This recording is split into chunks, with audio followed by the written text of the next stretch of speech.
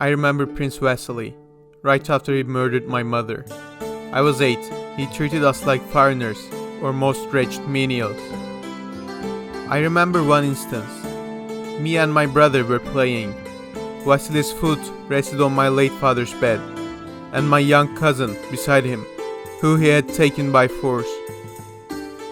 And he did not even look at us, not even in a manner that a master would look at his slave. What arrogance! What arrogance! That was when I realized we were Vasily's prisoners in our father's palace. Before we get to the video, please subscribe to our channel. Thank you.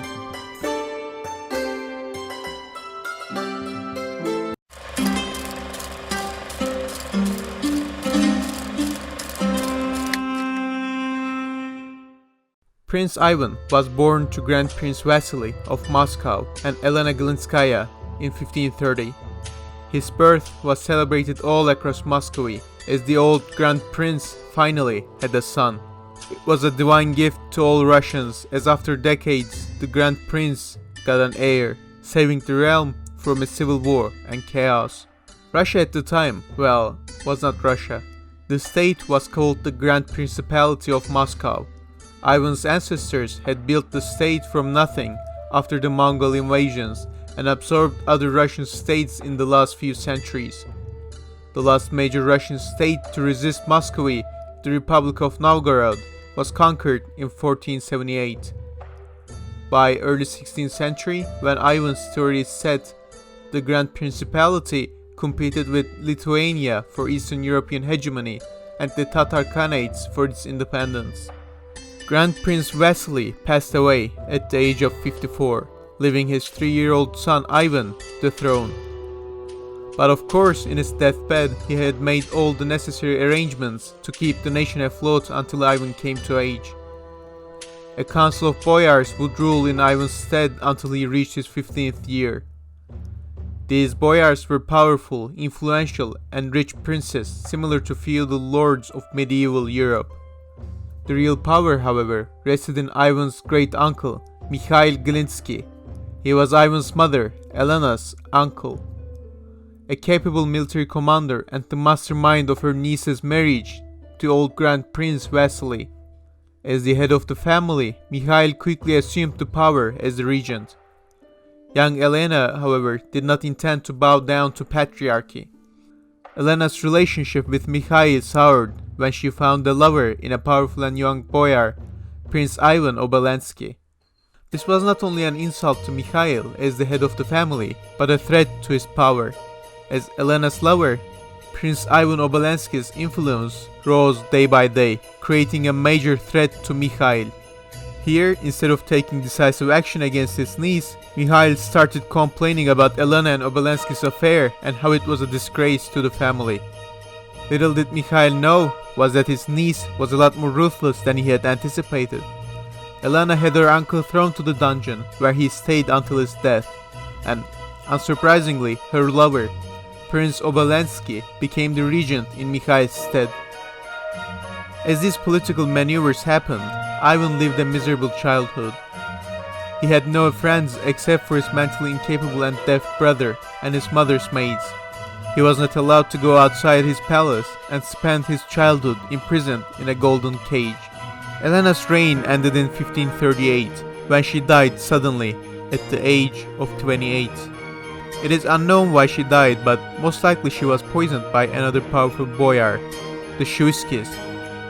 As soon as she died, Shuitsky family, a powerful dynasty led by Vasiliy Shuitsky, came to power. Late Elena's lover Obolensky was arrested and then thrown to a dungeon cell. Prince Vasiliy was not a nice man. People called him Vasiliy the Mute, for he did not speak often. The 60-year-old military strongman purged all of Elena's maids and confined young Ivan to loneliness. Vasily's men pillaged Elena's chambers and her treasury. All the people around Ivan were sent away, as Vasiliy did not want anyone to influence him. Ivan was also always surrounded by Vasily's guards, who always spied on him. The young prince was deprived of food and clothes. Vasily the Mute also forced Ivan's young cousin, Anastasia, to marry him. All these deeply influenced young Ivan's psychology, and he grew up with a deep hatred towards Prince Vasily. Despite all, Ivan survived. He saw his mother die, he saw his friends get arrested, he saw his mother's room and valuables pillaged by Vasily. He saw his dear cousin getting raped by the old man.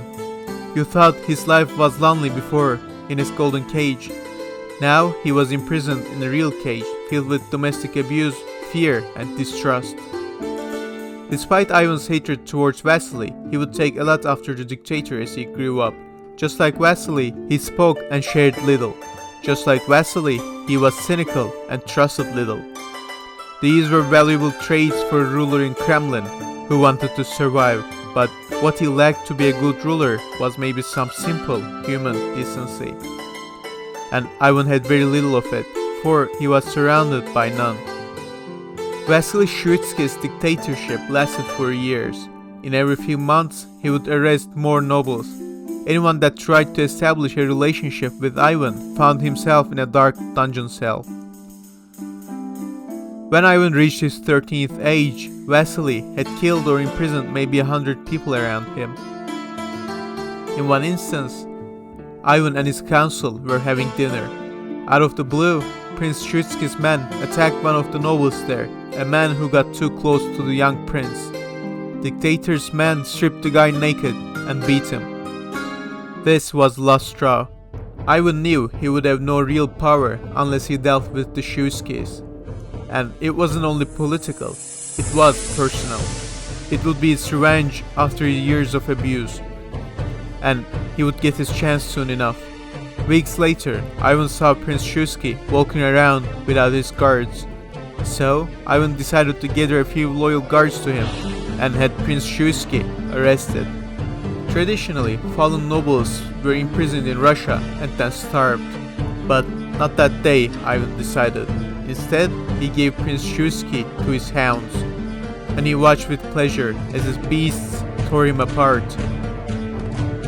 Ivan was 13, and he had learned his lesson. You do not solve your problems through kindness, you solve them by releasing your hounds on them.